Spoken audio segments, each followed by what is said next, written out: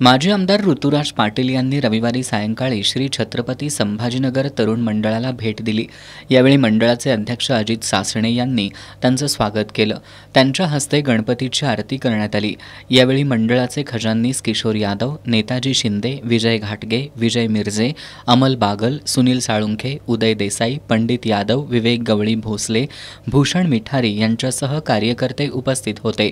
यानंतर माजी आमदार ऋतुराज पाटील यांनी कळंब्यातील कात्यायनी कॉम्प्लेक्स मित्रमंडळाला भेट दिली। त्यांनी श्रींचं दर्शन घेत आरती केली।